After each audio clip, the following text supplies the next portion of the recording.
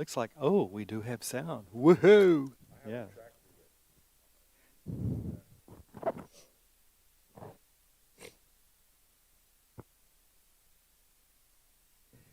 Before we begin, James, would you mind praying us in?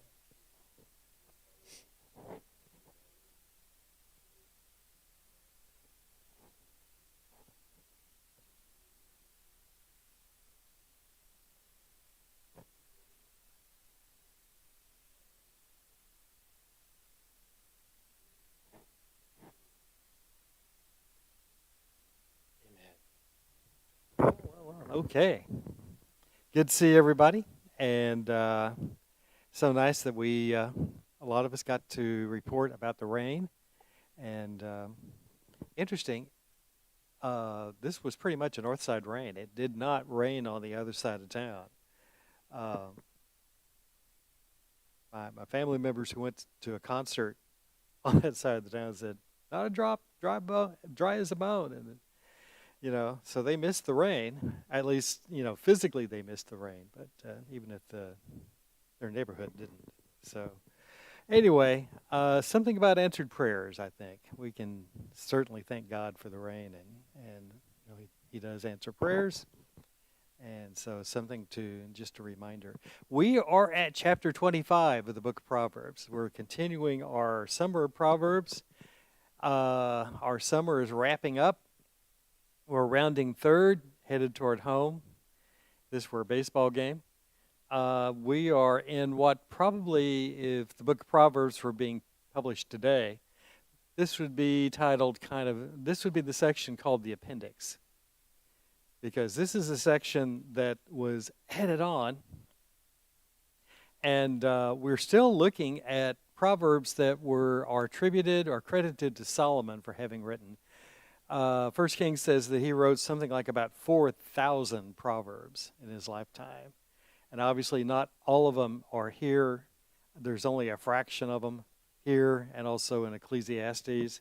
But there's plenty that we've had to chew over. And this is what we're going to look at the next 5 chapters of Proverbs. We're going to look at what someone decided, hey, here's the best of the best of Solomon. Although they didn't call it that. Chapter 25 opens with, these are more Proverbs of Solomon compiled. And this is something like 270 years later after Solomon wrote them. They were compiled by the men of Hezekiah, king of Judah. Who's Hezekiah? Well, the name may sound familiar because we've studied about him. He's considered one of the better kings. If you have to basically draw this arbitrary line between good and bad, we would call him overall a good king of Judah. There were some good kings. There were a lot of bad kings, and human nature being what it is. But Hezekiah was one of the religious reformers of the kingdom of Judah. Basically brought the nation back to God, reinstituted a lot of the correct religious practices that God wanted. He got rid of a lot of the idols and a lot of the false worship or the worshiping of false gods that was going on. So there are lots of good things to say about Hezekiah, and one of them is that his people acting on his behalf, probably at his instructions, took what was available in terms of the writings of Solomon and boiled them down to this section that we're going to look at today. Because they are the best of Solomon, for lack of a better term, you're going to see a repeat of some things, some themes, some sayings, some advice that we've seen in the past. In terms of Hebrew literature and Hebrew instruction, this is not more than just being redundant. If you see something repeated several times, because so much of instruction of the day was oral, repeating a particular piece of advice or piece of knowledge was basically to help instill it in those young heads of the students. So, let's drill it in there if this is important, which is why we're saying it again. So we'll see some we'll see some best ofs, some oldies but goodies, for lack of a better term. And also because with the length of the section that we're looking at, not necessarily going to read every verse that we have, but we'll focus on several of what I think are worth noting about. And maybe verse 2, the following verse, is a good place to start, where Solomon writes, "It is the glory of God to conceal a matter. To search out a matter is the glory of kings." And it is absolutely true. There's so much about God and the nature of God and what He created that mankind doesn't know. And as much time that scientists and others have devoted to searching out these scientific and other mysteries, we're nowhere near what about the nature and of God and what all that He has done. So.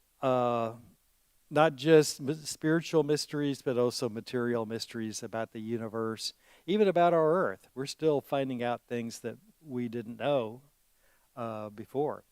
And then to search out a matter is the glory of kings, that may be kind of paying tribute not only to Solomon, but also to, they're pumping up Hezekiah there. But hey, these are good guys. Solomon wrote these, Hezekiah being the great king of God that he is helping remind folks of and perpetuating and recycling these sayings, these wise sayings that Solomon has written.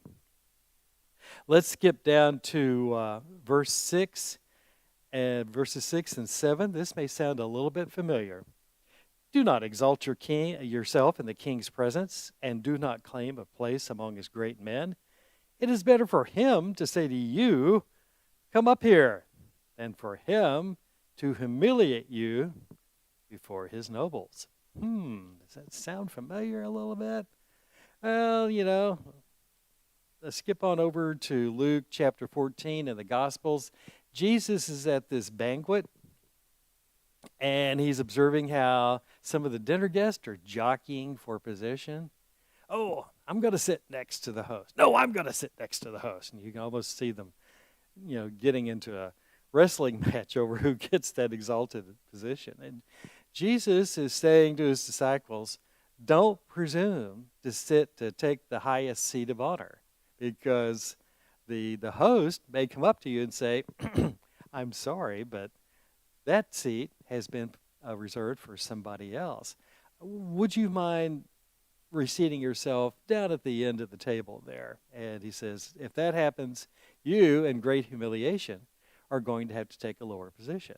What you need to do is start out, take the lowest position, and then the host may very well come to say, "Hey, what are you doing down there? Come up here. I want you nearer to me."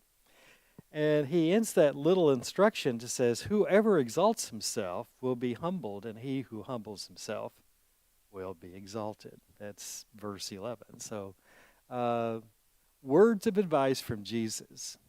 And of course, we see an early version of what he is recommending and what he's teaching here in Proverbs.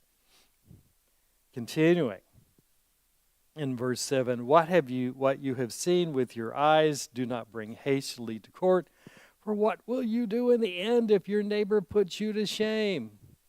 A little friendly advice of, especially in this day and age where a lot of folks, a lot of attorneys say, we're overly litigious, which is a fancy word for saying we tend to sue each other too much. And rather than haul off and threaten to sue or actually sue someone, lawsuit should be the court, no pun intended, the court of last resort. What you need to do is work it out. If you've got a beef with someone, see what you can do about resolving it before it gets to that point where it gets, you're lawyering up. And because at that point it gets very difficult to resolve things, and it also gets very, very expensive. So, verse 16, let's skip down there.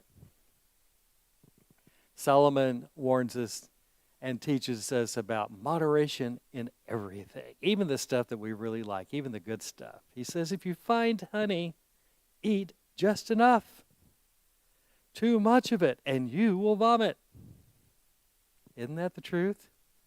You know, I can remember a couple of childhood incidents where I just, I ate a whole bunch of stuff like potato chips or whatever. Oh man, these are good. Eat too much. Oh, I'm sick. Ugh. It happens. So, and then the next verse continues that theme. Seldom set foot in your neighbor's house. Too much of you, and they will hate you.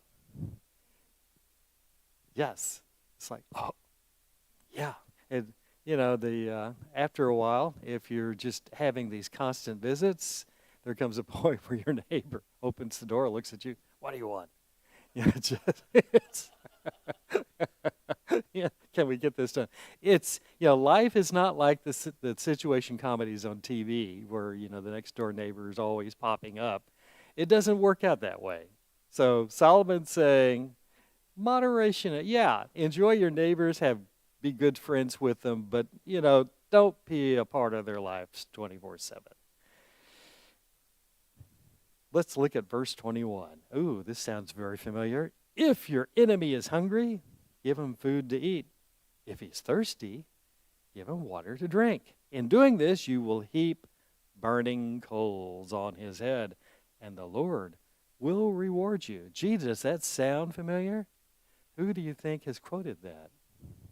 Could it be Paul?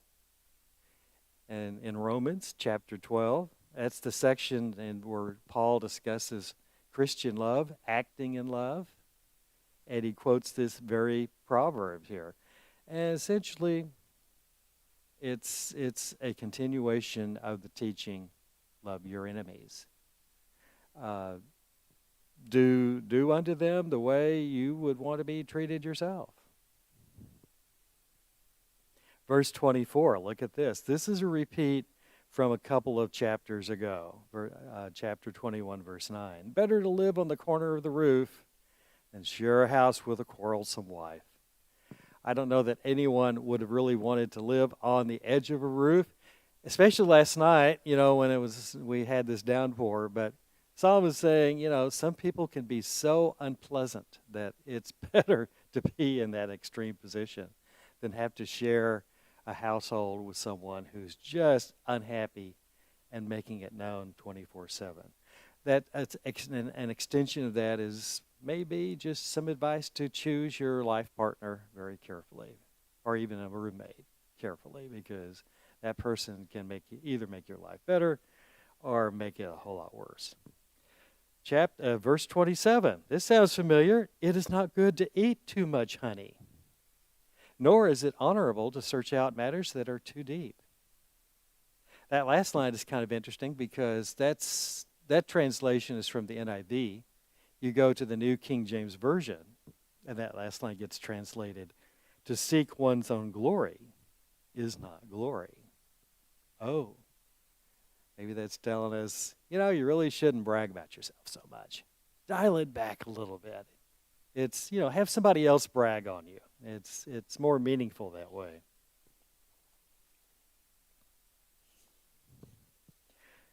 Let's go down now to chapter 26. And let's look at verses 4 and 5, which seem to be totally contradictory of each other. Do not answer a fool according to his folly, or you yourself will be just like him. Answer a fool according to his folly, or he will be wise in his own eyes. Solomon, what you talking about? You just told me don't answer a fool. Just let him be. Maybe these little couplets here are kind of an acknowledgement that life is not so simple as to, the simple answer of what to do doesn't necessarily work on every occasion. Maybe what Solomon is saying, there's some occasions where, you're wasting your time, you're wasting your breath if you try to reason with a fool. You try to do it, you're going to wind up looking and sounding just as stupid as he does. So don't do it. But on the other hand, sometimes there are foolish people whose arguments need to be answered. When are those times and occasions? There's no hard line rule. There's no way you can really suss it out. You just kind of have to have this instinct of okay, at what point do we jump in and engage this guy and answer his argument? Because otherwise, it just may be one of those situations where if you let him prattle on, he's going to mislead a lot of people. But you just have to choose your time, choose the circumstances, I think is what Solomon is saying here. Verse 8, we've seen this one before. Like tying a stone in a sling is the giving of honor to a fool. Ooh, why would you want to tie a stone into a sling? Shoop, shoop, shoop, shoop, shoop. It's, you're supposed to let that stone release at the right moment, and it's supposed to go toward the enemy. You tie it in the sling, and it winds up hitting you. Ouch. Which is kind of, okay, that's the point. You don't honor a fool. You don't give them undeserved honor or credit. Just leave them alone. Verse 11. I quote this only for the benefit of those of us who have ever owned a dog. As a dog returns to its vomit, so good grief, how many times have you seen your dog do something like that? Oh, I can't believe he's doing that. Public embarrassment. No, stop that. But, a dog will do that. Doesn't know any better. It's just, hey, it's recycled lunch. It's disgusting. And yes, and also keep in mind, back in the day, dogs were not the wonderful household pets that they are today. There was no such thing as a rescue shelter for dogs. They were basically little better than the scum of the earth. Dogs were not highly regarded, and this is one reason why. They do stupid things like that, disgusting things like that. And just as a dog will do something disgusting like this, fools repeat their folly. They don't know any better. They just keep on doing the same dumb stuff. So don't be surprised. Let's go to verse 13.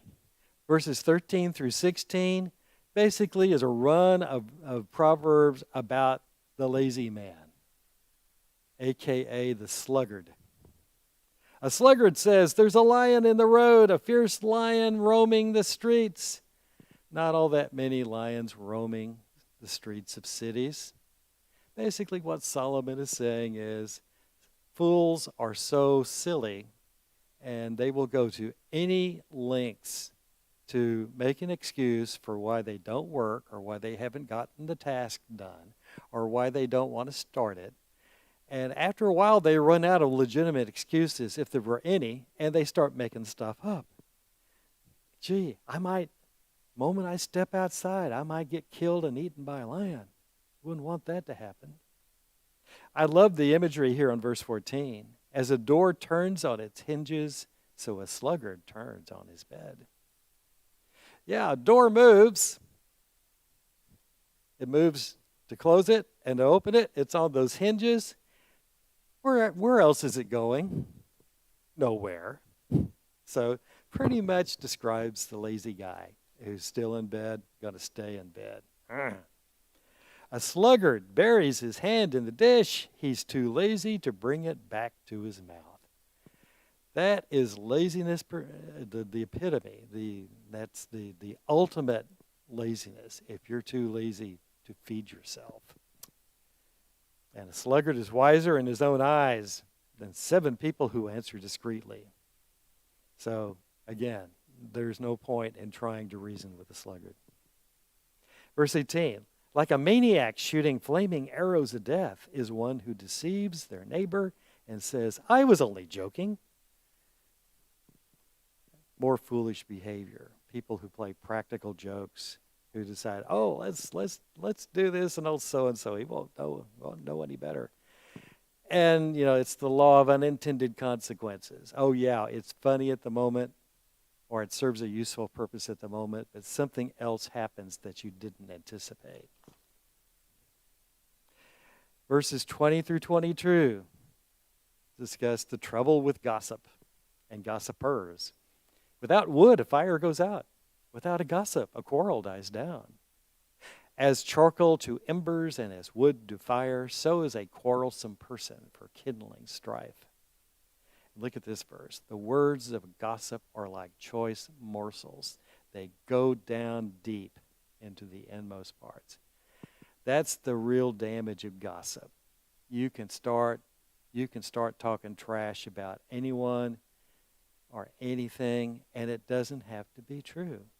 You may not even realize, if you're repeating gossip, you may not even realize it's not true. But by the time everybody figures out what's going on, the damage has been done. Because people, if you, let's just say, hey, old so-and-so over there goes around robbing banks or crashing his car. He gets drunk every night and crashes his car in some neighborhood. That may be absolutely untrue, but just the image of it, just that concept, that's in your head. You can't unhear gossip. It's like trying to unring a bell. It's done rung. It's in your head. That memory, that echo. It just and that's where the damage goes. Even if it's not true, you can wind up damaging someone's reputation and damaging them, because a damaged reputation can lead to other consequences that hurts that person. Verse 27, I call this the Roadrunner proverb. Whoever digs a pit will fall into it. If someone rolls a stone, it will roll back on them. I don't know how many of you have ever watched Roadrunner cartoons. This is one of the recurring jokes in Roadrunner cartoons. Wile E. Coyote, man, he digs a pit, or he rolls the boulder out on this cliff. The cliff breaks off, and here's Wile E. Coyote basically falling to the ground faster than the boulder.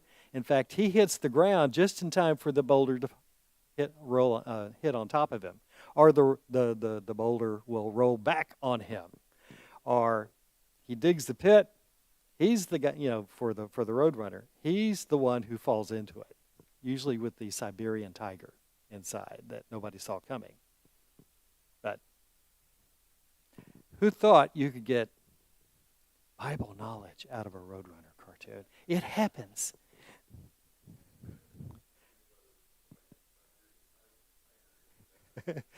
Yes, and the Latin term, surprisibus, surprisibus. Yes, it's but anyway, you'd have to watch the cartoon to get that joke. So here we are now at chapter 27. And this is another familiar proverb. Do not boast about tomorrow, for you do not know what a day may bring. Yeah, that gets replicated in James' letter, chapter 4, verses 13 through 16. Don't be talking like you're totally in charge of your life, because you're not. God is. That's why you need to say, if the Lord wills, tomorrow we will do this and that. That's why we need to say, Lord willing, and acknowledge the fact that God's in charge, not us. Verse 2, let someone else praise you and not your own mouth, an outsider and not your own lips. Another proverb that tells us, don't be talking about yourself. Let somebody else do it for you. Verse 4, anger is cruel, fury overwhelming, but who can stand before jealousy? Three sins, basically three wrongful behaviors. Anger, fury. Those things can kind of flare up and be momentary, even though they're still capable of doing a great deal of damage. Jealousy, that's a little bit more deliberate. And it can run on for time. It can run on for years. People can sometimes just build their whole lives around being jealous of something else or someone else. Verse 5, better is open rebuke than hidden love. An open rebuke, basically a loving correction. A good friend, if he or she's a really, really good friend, will correct you. They'll find a time and place to say, hey, I got to talk to you about something that's going on here. Wounds from a friend can be trusted, but an enemy multiplies kisses. It's kind of the flip side of the coin. Someone who really isn't your friend, someone who actually may be an out-and-out enemy, if you're doing something wrong, hey, let them keep digging that hole. The kisses of an enemy are deceitful. They'll flatter you, they'll say all kind of nice things to you, except what you really need to hear about, hey, you got a problem here, you need to deal with it.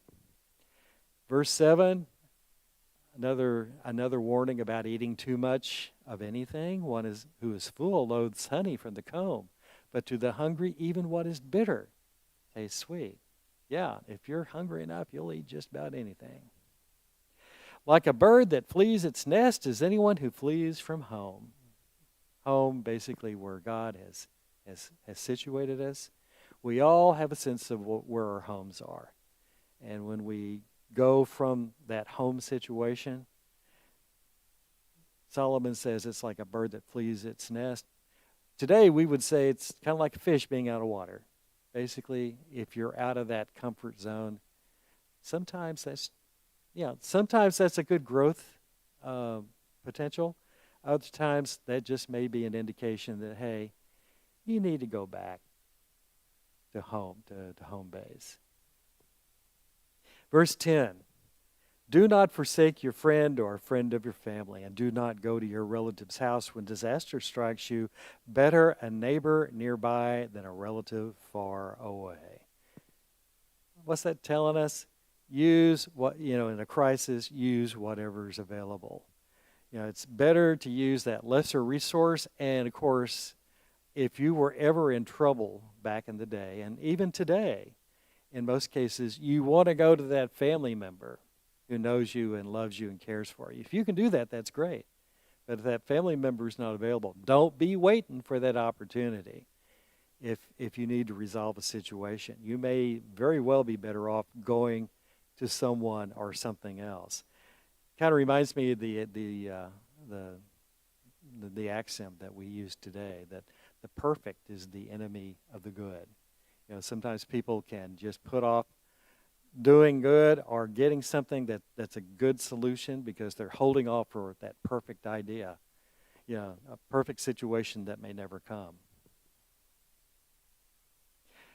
Verse 12 is a repeat from a proverb we read in chapter 22. The prudent see danger and take refuge, but the simple-minded, the simple who don't know any better, keep going and pay the penalty.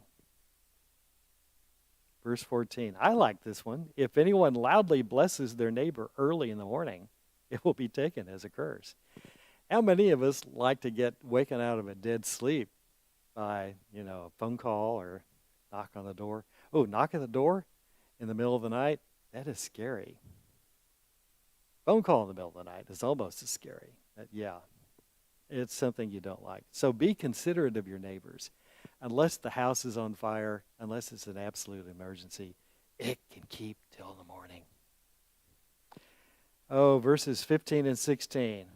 How many times have we heard this? A quarrelsome wife is like the dripping of a leaky roof in a rainstorm. Restraining her is like restraining the wind or grasping oil with the hand.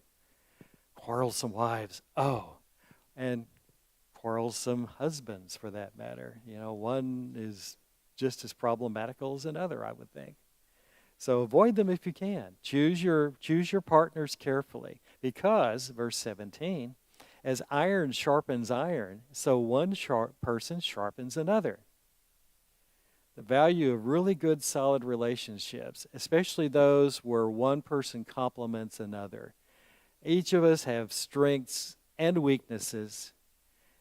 We're very blessed and fortunate to have good friends, good work partners who basically have strengths that complement and fill in our weaknesses. Best of all is that kind of marriage relationship where one complements the other. Verse 21, the crucible for silver, furnace for gold, we know that those are environs for those precious metals, where the dross, the pollution in those metals are drawn out, so that you have the rare metals that you have are even more precious, even more valuable, because they've been cleansed. The pollution has been removed. And of course, when we're going through difficult situations, we say we're going through a crucible, which is, a good comparison. But look at the next line. People are tested by their praise. Oh my, sometimes praise can be more treacherous than criticism, because we hear what we want to hear, and nobody is pointing out what we need to do to make ourselves better. Though you grind a fool in a mortar, grinding them like grain with a pestle, get that in your mind, you will not remove their folly from fools. There are some foolish people who just simply cannot be corrected. You kind of come to that realization. Hey, I've tried to reason with this guy. I don't know how many times we've discussed this situation, and it just, we're not making any progress. The last few verses of chapter 27 give some careful advice, some very well-grounded advice in managing your personal affairs. Be sure you know the condition of your flocks. Give careful attention to your herds, for riches do not endure forever, and a crown is not secure for all generations. You can never take things for granted, because the future is uncertain. There were so many wealthy people in the 1920s, up to the point of the great stock market crash that led to the Great Depression. And suddenly, those people were not wealthy anymore. So pay attention to what's going on, and manage your affairs prudently.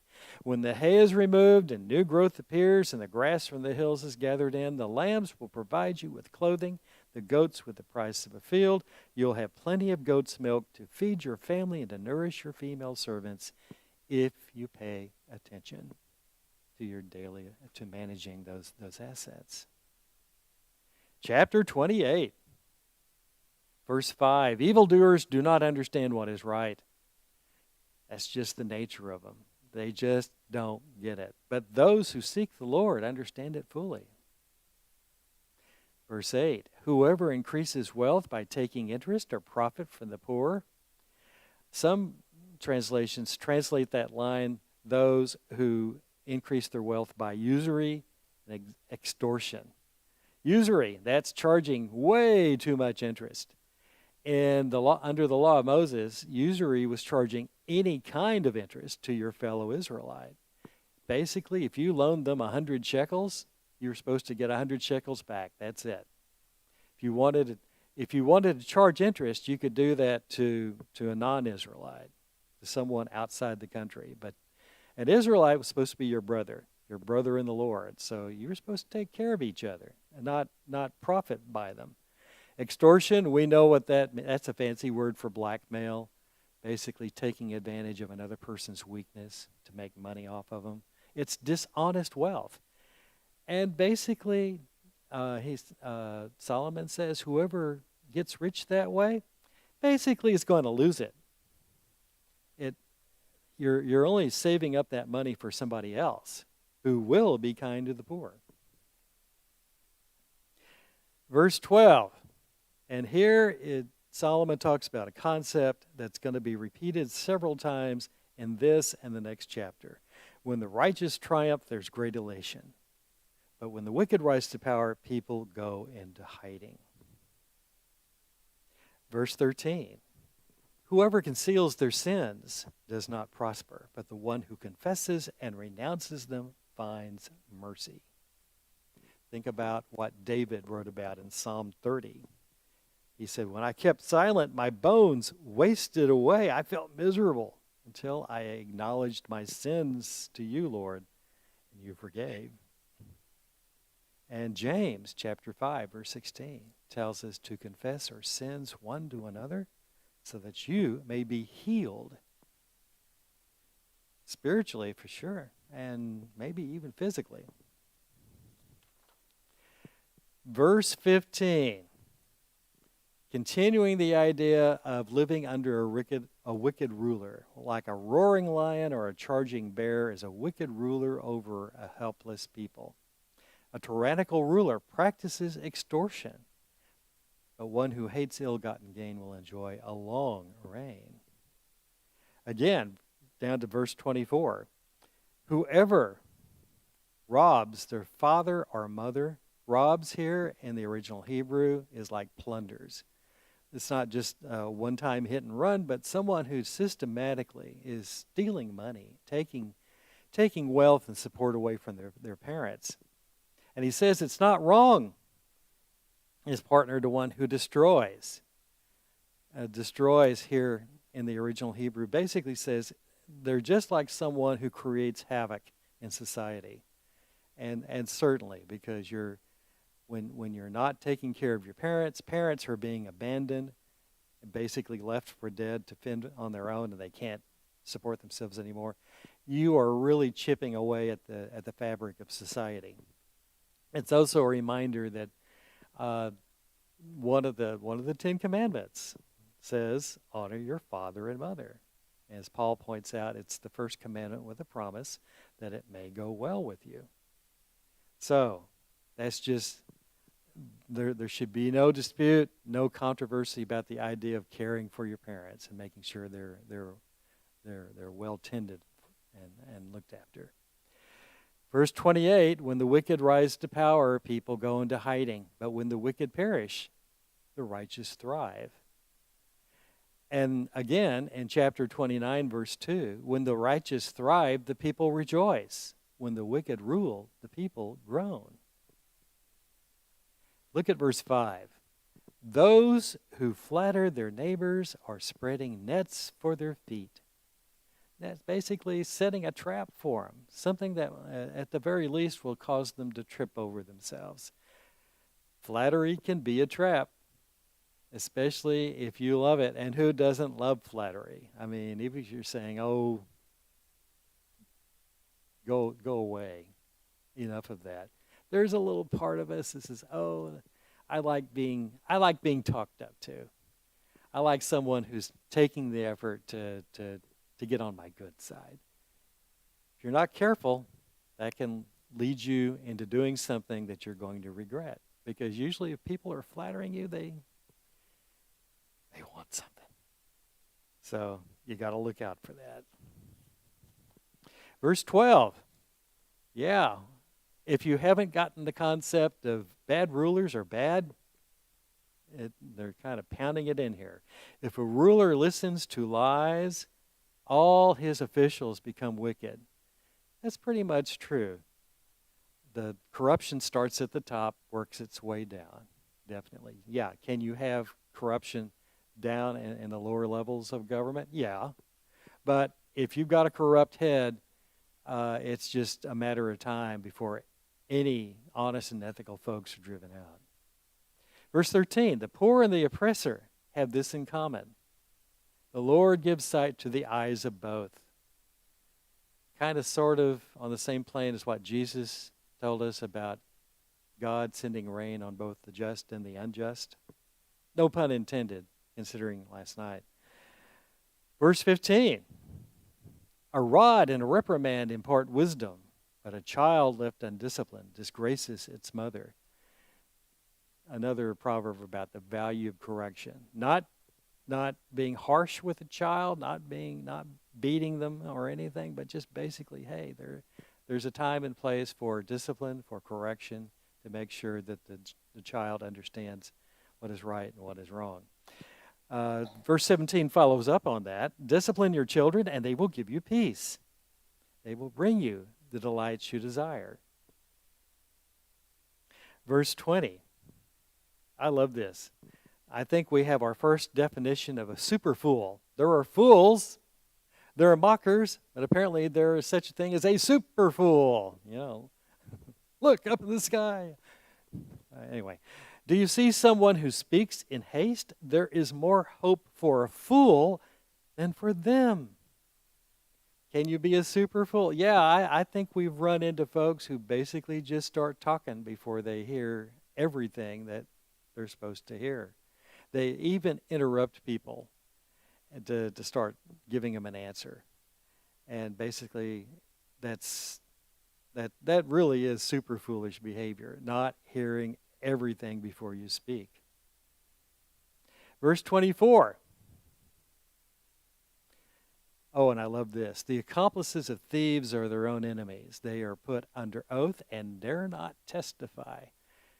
Gee, how many crime shows have we watched on TV, or how many movies are about, hey, the feds are after this gang of crooks and they capture one. What do? Okay, we're going to get you to roll over on your accomplices here, tell us what you know. We might go easy, make it easy on you. We'll go soft. We'll reduce your sentence. How many times have we seen that on an episode of a cop show? Next verse. Fear of man will prove to be a snare, but whoever trusts in the Lord is kept safe. Fear God and not men. How often do we wind up doing something, pulling our punches, or taking a certain course of action because we're afraid that so-and-so will be upset, or we might offend someone, especially someone in power? Basically, what the scriptures are telling us, don't be afraid of man. Jesus himself said, don't be afraid of someone who might put you in jail, but be afraid, or who can simply destroy the body, but be afraid of the one who can destroy both body and soul, which of course is God. Peter, when the early apostles were being threatened by the Sanhedrin, we don't want you preaching about Jesus anymore. It's inconvenient, and we might actually get upset with you the next time we catch you doing it. And Peter replies in Acts chapter 5, he says, well, consider what you need to do, but as for us, we must obey God rather than men. And then the last verse, chapter 29. The righteous detest the dishonest. The wicked detest the upright. So one group detests the other. Basically, it goes back to mindsets. If you're given over to a particular way of thinking, and evildoers are like that, they know absolutely, or they don't know next to nothing about doing good. And people who follow the Lord are pretty much the opposite way. They hold opposite values that just cannot and will never be reconciled. So that brings us to the end of the special Hezekiah edition of Proverbs, those 5 chapters that were compiled. Next week is going to be our final lesson on Proverbs, where we conclude the book with a look at chapters 30 and 31. So if you have time this week, please scan those chapters, and that'll be the source of our lesson for next Sunday, Lord willing. You all have a great week. Let's continue to pray. I know some of us really got hosed down last night, but we still got a long way to go before the drought's broken. So let's continue to pray for rain, especially where it's needed. And thank God for the rain that we got last night. Thank you all very much. Stay safe. Stay out of the sun. Stay hydrated. We'll see you next Sunday.